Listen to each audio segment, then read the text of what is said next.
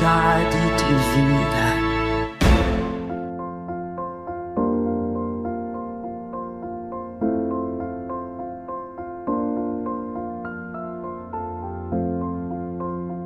São José de Anchieta, ele nasceu a 19 de março de 1534, não é?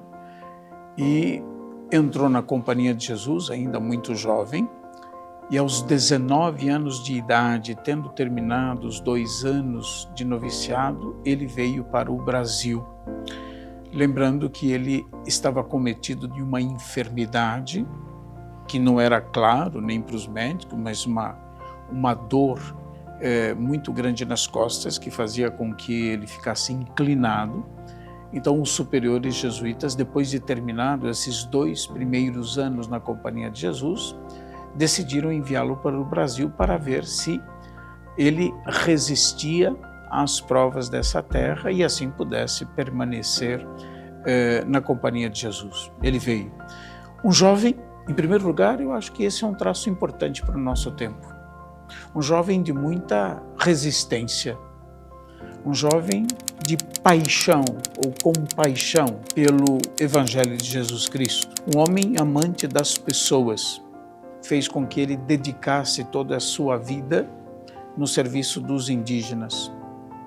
Uma pessoa dotada de muitas aptidões, de muitas habilidades naturais e sobrenaturais, que ele pôs, não é, à disposição, não é, da missão para a qual ele veio aqui no Brasil, sobretudo, não é? Assim ele é conhecido, não é, como o catequista dos indígenas.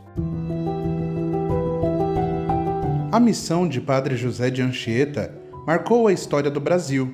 Suas cartas e poesias são um verdadeiro tesouro, ajudando a preservar a cultura indígena e a fortalecer a língua portuguesa no país. Olhando para a vida de Anchieta, ela não é um dado, ela é um processo de uma vida entregue. É isso que caracteriza a santidade, essa capacidade de entregar tudo a Deus. Nessa entrega, a mediação dessa entrega é o serviço aos outros.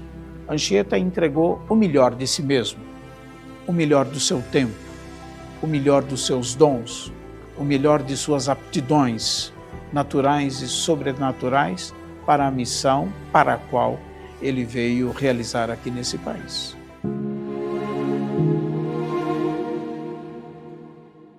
Anchieta foi, entre os missionários, os primeiros missionários conhecidos do Brasil, aquele que mais se destacou.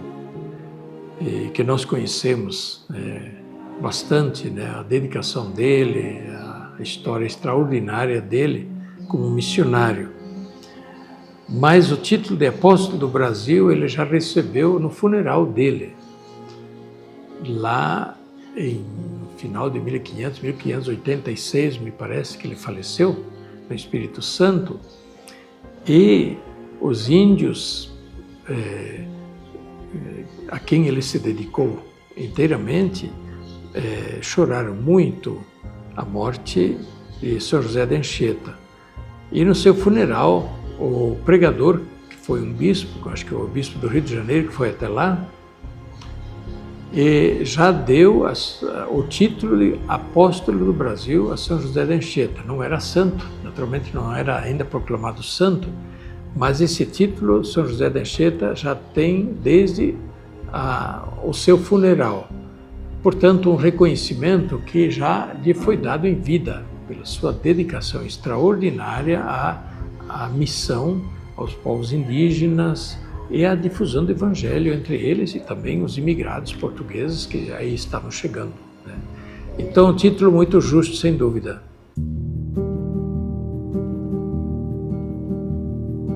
Como padre jesuíta, Anchieta tinha como objetivo evangelizar os indígenas e auxiliar na catequese dentro do projeto de colonização portuguesa.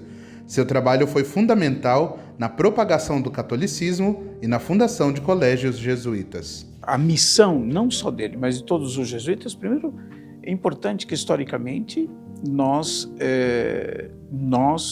tenhamos isso presente, quer dizer, não só a Companhia de Jesus, mas outras ordens religiosas, como os franciscanos e os carmelitas, que chegamos antes nessa terra de Santa Cruz, não é? Eles vieram na vaga expansionista, não é? Do Império, no nosso caso do Império Português, e muitos foram na vaga expansionista do Império Espanhol. Né? Essa é a primeira coisa. Portanto, num primeiro momento, eles estavam a serviço da corte, não é? E dos colonos que para cá vieram. Essa era a primeira coisa. Eles não sabiam o que iam encontrar. Como nós não sabemos o que vamos encontrar, onde quer que nós possamos ir. Sempre haverá uma surpresa que é capaz de transformar o nosso olhar, no nosso caso em específico de que nós estamos falando, capaz de transformar inclusive o foco da missão. Foi o que aconteceu não só com ele, foi o que aconteceu com os jesuítas. Ao virem para o Brasil, na vaga expansionista portuguesa, dos descobrimentos, chamemos assim, ao chegar aqui, eles vão pensar que, de fato, a missão deles tinha, não é? É assim que eles descobriram a vontade de Deus, vivendo o dia a dia e escutando, não é? Nos acontecimentos do dia a dia, Deus que fala sempre em nós. Eles vão, de fato, fazer a experiência de que o foco da missão, não é? Ou a ocupação principal da missão não era, não é? Nem a corte, nem somente os colonos portugueses, mas o povo da terra, os autóctones, os indígenas. Nesse sentido, Anchieta deu uma contribuição enorme para a cultura indígena. A gente costuma usar um bordão que vale a pena. É alguém, na verdade, que aprendeu a língua indígena para ensinar português, não é? Mas é mais do que isso. Quer dizer, Anchieta fez uma gramática do tupi com que intenção? Com a intenção de que, hoje nós utilizamos essa palavra, os povos originários não perdessem a sua língua, ou o que é o mesmo, não perdessem a sua identidade originária, não deixassem cair por terra a sua cultura. Então, a primeira grande contribuição que ele deu, não é, é a de poder reconhecer e respeitar a cultura daqueles povos.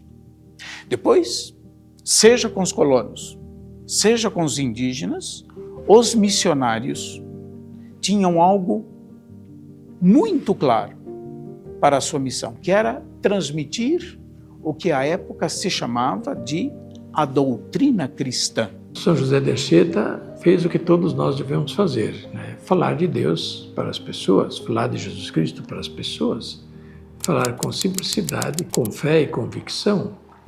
E o resto, o Espírito Santo faz no coração das pessoas. Se nós falamos com fé, com convicção, com serenidade de Deus, falamos do Evangelho, falamos das verdades eternas, o Espírito Santo no coração de quem ouve vai trabalhando, né? E vai produzindo o seu efeito. Nossa palavra é como uma semente que é lançada, mas ela vai produzir o seu fruto mediante a ação do Espírito Santo. Então, aquilo que São José de Anchieta fez deu muito fruto, porque ele o fazia com grande fé e dedicação, e com verdadeiro espírito cristão. Anchieta ensinava o cristianismo aos indígenas e traduzia ensinamentos religiosos para a língua tupi. Ele foi um dos primeiros a estudar e registrar essa língua, escrevendo uma gramática que facilitou a comunicação entre jesuítas e indígenas. Também ajudou a evitar conflitos entre indígenas e colonos portugueses, atuando como mediador. A relevância de São José de Anchieta, como de todo santo, é ser um exemplo. Tá certo? Ser um exemplo. não é? Servir de exemplo, não é? O santo não é, sobretudo, como se apregoa por aí, um milagreiro, um dispensador de graças. Só Deus pode conceder o que quer que seja, certo? Somente Deus. Os santos são nossos intercessores para que nós possamos viver melhor, com maior coerência, a fé que nós recebemos dos apóstolos, para que nós possamos viver com maior autenticidade o Evangelho de Jesus Cristo. Portanto, não é? São José de Anchieta é um exemplo de missionário. É um tema extremamente atual, um tema que está agora no sínodo, não é? No sínodo sobre a sinodalidade. A igreja é uma igreja em saída, não é? O Papa Francisco tem definido a igreja é não só com essa expressão uma igreja em saída, mas uma igreja em missão, uma igreja em seguimento. José de Anchieta é, digamos assim, um exemplo desse espírito missionário da igreja que não vive para si mesmo, mas que tem a sua razão de ser no serviço. E, sobretudo, no serviço, não é? Isso é evangélico, profundamente evangélico, no serviço àqueles que se encontram numa fronteira existencial de vulnerabilidade. Ele é um exemplo de missionário, um exemplo para nós todos de resiliência, um exemplo de amor pelo Evangelho, de amor pela pessoa de Jesus Cristo, de amor pela missão que ele recebeu e que ele pôs em prática. Portanto, um exemplo do que é entregar a vida a Deus. Quando a gente fala de entregar a vida a Deus, logo a gente pensa na morte. Eu entregar a minha vida. Não, entregar a vida a Deus é entregar melhor do seu tempo, melhor dos seus dons, melhor de suas aptidões, melhor daquilo que você é e daquilo que você tem no serviço, chamemos assim, ao reino de Deus, não é? Que é o serviço próprio da igreja, o de anunciar o Evangelho de nosso Senhor Jesus Cristo. É isso, ele é um exemplo disso, não é? Desse elan missionário que o moveu do início ao fim da sua vida. Anchieta, sim, se dedicou aos indígenas, não só, né? Ele também se dedicava aos filhos aos imigrados, né? Aos filhos dos portugueses, etc., mas sobretudo os indígenas, é verdade. E, claro, o encontro com os indígenas muitas vezes se dava também em situações de conflito. Lembramos, por exemplo, a Confederação dos Tamoios, onde Anchieta se entregou como refém, enquanto os outros jesuítas, né, da missão indígena, os jesuítas, estavam tentando fazer as pazes, aproximar as partes em guerra, os indígenas em guerra, e para dar a entender aos indígenas que eles estavam fazendo isso seriamente, não pretendendo tirar algum proveito, a Anchieta ficou por semanas e até meses como refém dos índios, né, dos índios no litoral de São Paulo, em Ubatuba, e com o risco da vida e com todas as consequências que isso pudesse trazer. Mas ele o fez por amor aos indígenas, por amor à paz, por amor também à mensagem do Evangelho, para dizer, ó, o Evangelho nos ensina isso, não a fazer a guerra, a fazer a violência, a matar uns aos outros, mas a conviver em paz. Então, isso é um estímulo para que nós acreditemos também hoje, né, no exemplo e na força do Evangelho. Não se resolvem as coisas pela violência, não se resolvem as coisas pela prepotência, pela humilhação do outro. É preciso estar atentos, a respeitar, dialogar, ouvir, aproximar-se e desarmadamente. Isso muitas vezes tem mais efeito do que a gente agir com força e violência. José de Anchieta contribuiu para a cultura brasileira escrevendo poesias, cartas e peças de teatro.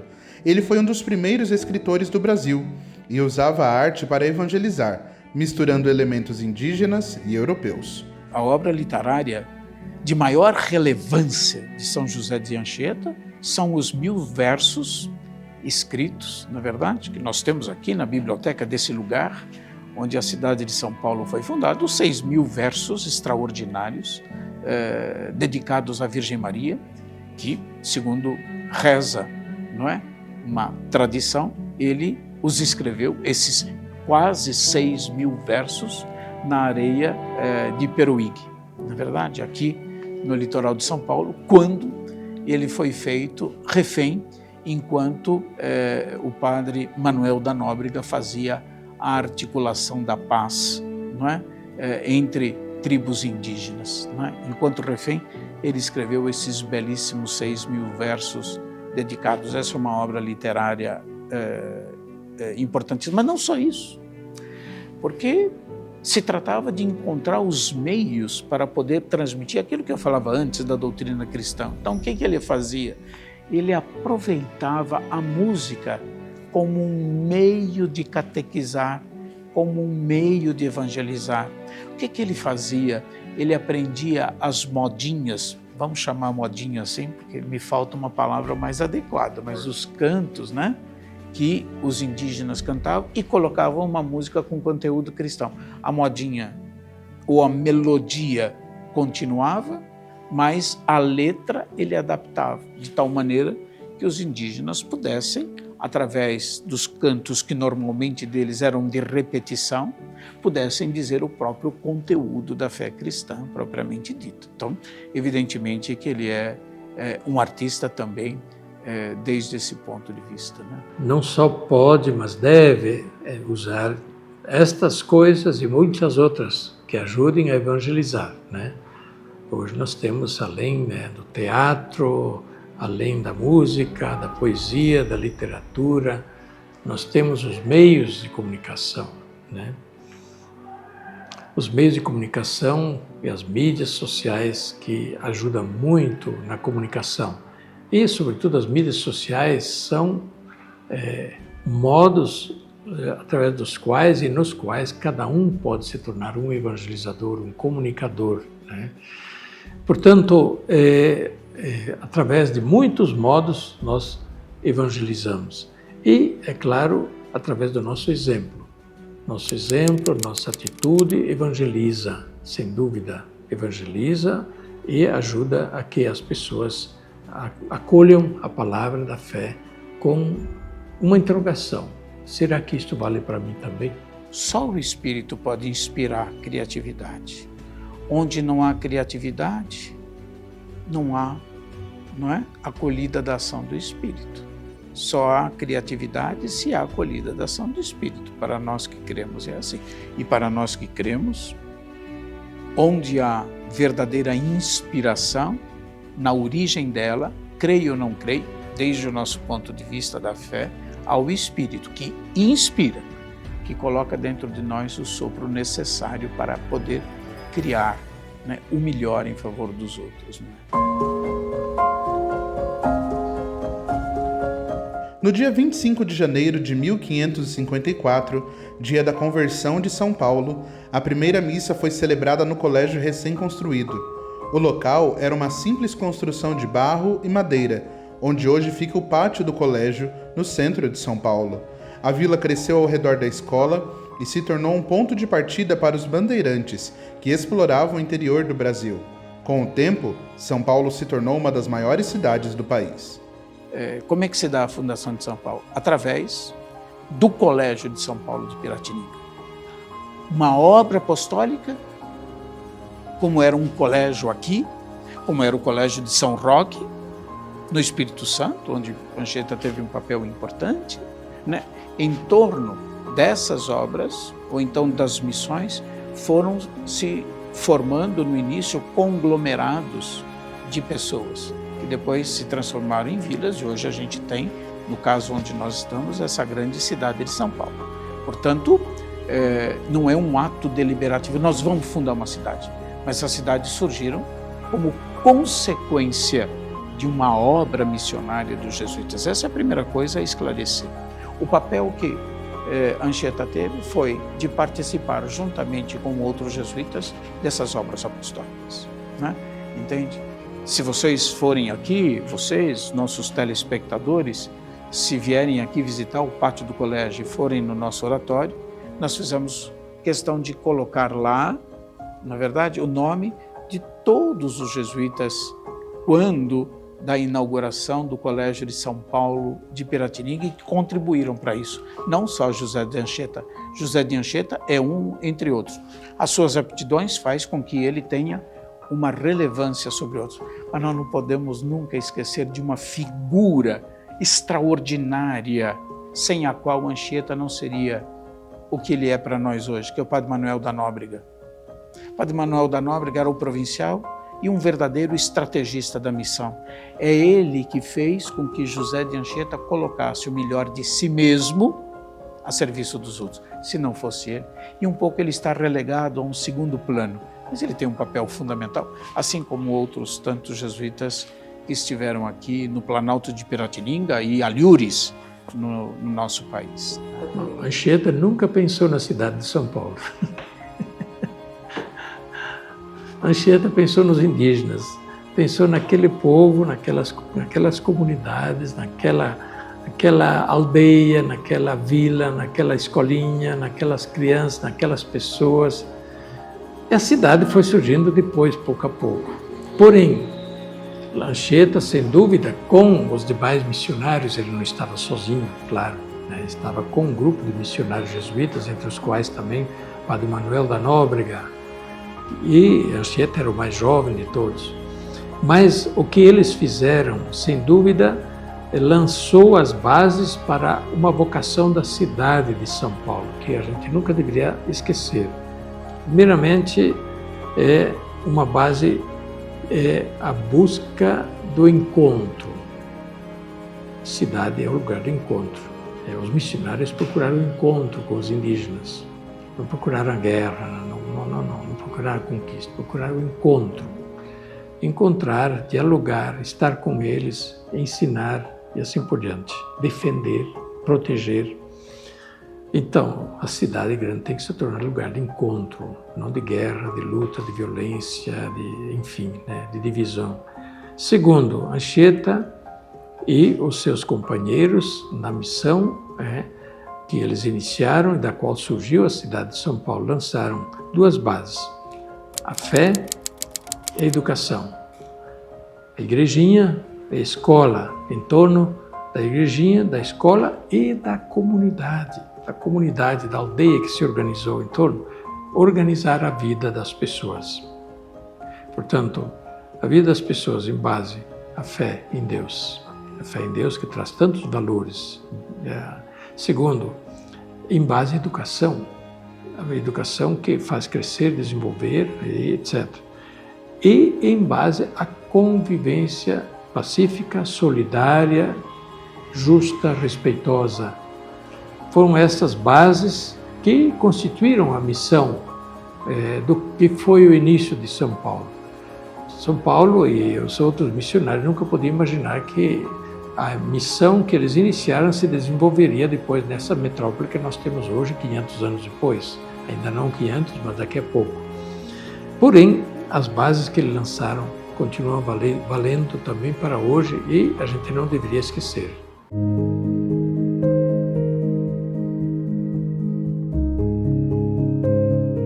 Olhando para a vida de São José de Anchieta e para todas as coisas que ele viveu e construiu aqui no Brasil, pode parecer que foi fácil. No entanto, foram muitos os desafios que ele precisou enfrentar. Sua fé e seu amor ao Evangelho nunca o deixaram desistir. Em primeiro lugar, é se adaptar a uma nova cultura. Essa é a primeira questão. Eles são europeus, acostumados a um certo conforto. Aqui, não havia conforto nenhum. Para dar um exemplo, no início do Colégio de São Paulo de Piratininga, o que ele era? Uma cabana de 14 passos de comprimento por 10 de largura. Aí era dormitório, refeitório, cozinha, sala de aula. Vocês podem imaginar o que é isso? Em primeiro lugar é isso. Você se adaptar com a escassez, né? Você se adaptar com a provisoriedade de todas as coisas, com a carência de muitas coisas. né? De conforto, não é? Tudo, né? De tudo que a gente puder imaginar. Né? O que o Anchieta diz é dos mimos que ele tinha em Coimbra que ele não tem mais aqui. Né? Ao falar, por exemplo, para dar uma notícia, ao escrever aos seus companheiros de Coimbra, não é? Sobretudo da sua saúde, porque preocupava a todos se ele sobreviveria, não sobreviveria, ele diz, aqui há tanto trabalho, não é verdade? E as condições são tão precárias. E como eu não tenho os mimos que eu tinha em Coimbra, sequer eu me lembro da minha enfermidade. Então, digo, o primeiro desafio é isso, você lidar com a carência de recursos e assim por diante, não é? A segunda coisa é se adaptar a uma outra cultura que não é a sua cultura originária, não é? É pensar, ou para poder transmitir o Evangelho, poder pensar como pensavam os que estão aqui, compreender o universo simbólico e do imaginário de quem está aqui. Isso é um grande desafio, entre tantos desafios. Né? Tudo era desconhecido, absolutamente tudo era desconhecido. Vocês terem uma ideia, não é? Onde nós estamos, os jesuítas fizeram a primeira botica, né? Aqui. E eles, aprendendo dos índios a utilizar as ervas, eles inclusive produziam, vamos chamar assim hoje, não era uma fábrica farmacêutica, mas produziam os medicamentos para curar as próprias enfermidades dos índios com aquilo que eles aprenderam e com as técnicas que eles trouxeram da Europa. O grande desafio é o desafio da adaptação. José de Anchieta foi um exemplo de resiliência, fé e compromisso com a transformação social e religiosa, características que podem inspirar a humanidade hoje, em meio a tantas crises que vivemos. O nosso tempo é um tempo mergulhado numa crise, né? A cor do nosso tempo é o cinza, não tem brilho, né? É triste, não é? E uma crise existencial, uma crise de sentido que afeta todas as pessoas em todos os continentes, é uma crise global, né?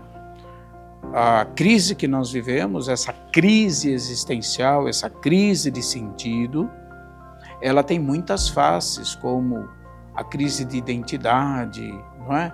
A crise de pertencimento e tudo isso, muitas expressões. Mas o nosso tempo, sobretudo, está marcado, exatamente em meio a essa crise, está marcado pela apatia. Nós hoje temos nos mais jovens, não é, um aumento significativo das crises de ansiedade, por exemplo, né? Que, no fundo, não é só isso, mas é o medo do futuro, a dificuldade de abraçar a vida como ela é e exatamente uma dificuldade de resiliência nesse sentido. Eu acho que Anchieta, como santo, naquilo que ele viveu aqui, ele pode ser um estímulo para nós. Revisitar a sua história pode nos ajudar, apoiados no Evangelho e na fé que nós recebemos, pode nos ajudar a fazer desse tempo, não é uma razão de desânimo, mas uma oportunidade de discernimento tal que nós tenhamos condições de recobrar o ânimo. Hoje, naturalmente, vivemos em contextos diferentes, em situações diferentes, mas se não fazemos o que fez Anchieta, hoje devemos fazer como fez Anchieta. E, portanto, em todas as coisas, agir com muita fé e com muita clareza daquilo que nos pede Jesus no Evangelho. Por outro lado, com muita dedicação e desprendimento de si mesmo.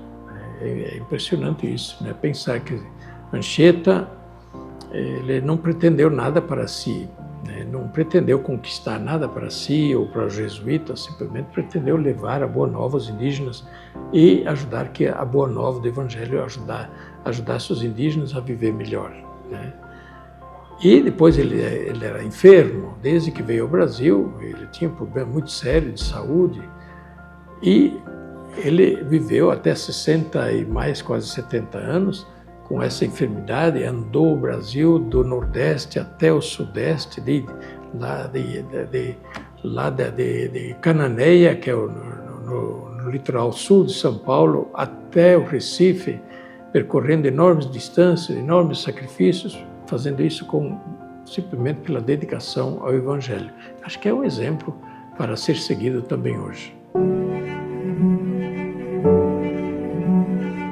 São José de Anchieta foi canonizado em 3 de abril de 2014 pelo Papa Francisco. O processo chamado canonização equipolente não exigiu a comprovação de milagres recentes, mas reconheceu sua importância histórica para a Igreja. Sua canonização foi muito celebrada, especialmente pela Companhia de Jesus e pelos fiéis no Brasil. Bem, havia já o processo de beatificação que estava em curso há mais tempo, né? Ele já tinha sido beatificado há mais tempo e a causa estava meio parada, né? E eu acho que a eleição do Papa Francisco foi uma oportunidade importante para beatificar a canonização do Padre Anchieta. O Papa Francisco é jesuíta, e ele valorizou muito esses missionários, né, do início dos tempos da América, né, e canonizou vários.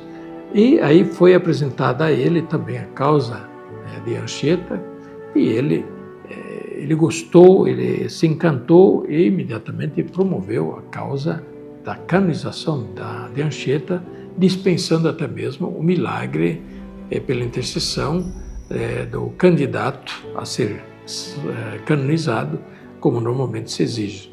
Então, acho que foram, além da vida, é claro, a vida de Anchieta era exemplar, a vida santa, a vida de missionário, e nós estamos num tempo que se recorda muito que nós somos missionários, somos uma igreja missionária, por isso também destacar os exemplos de missionários que fizeram bem, que fazem bem, isso, sem dúvida, foi importante no contexto da canonização. A canonização torna, grosso modo falando, o seu exemplo oficial, o exemplo para todos os cristãos. Isso que a canonização faz com todas as pessoas. Na verdade, se ele não fosse canonizado, ele seria santo da mesma maneira, né? Mas com o ato da canonização por parte da igreja, torna o seu exemplo um exemplo oficial. Na verdade, portanto, um exemplo reconhecido pela igreja como um exemplo de vida cristã a ser imitado, a ser seguido. Na verdade, houve milagres, mas pela relevância dele. Lembra que é o Papa Francisco quem canonizou São José de Anchieta. E é o exemplo da vida que foi o determinante, não os milagres que ele realizou. Isso ficou em segundo plano. José de Anchieta viveu de maneira simples, dedicando-se ao cuidado dos mais necessitados. Isso nos ensina a importância do altruísmo e do trabalho em comunidade, valores essenciais em um mundo cada vez mais voltado para o individualismo. Seu amor a Jesus e sua dedicação à missão são exemplos de que quando confiamos em Deus, tudo é possível. Amava profundamente o Brasil, tanto é que aqui morreu. Aqui veio, aqui morreu, né? Aqui dedicou a sua vida. Aqui encontrou a razão da sua vocação. Mas não é um santo popular, não é verdade? Não é um santo de devoção popular. Não é um Santo Antônio da vida, não é verdade? Não é um São Francisco de Assis da vida. Não é um santo popular. Não é?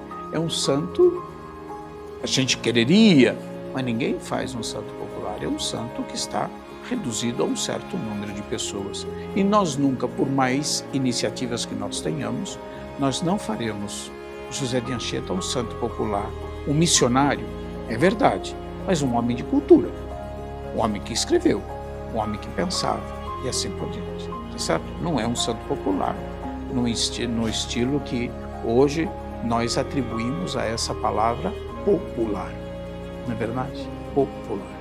não é?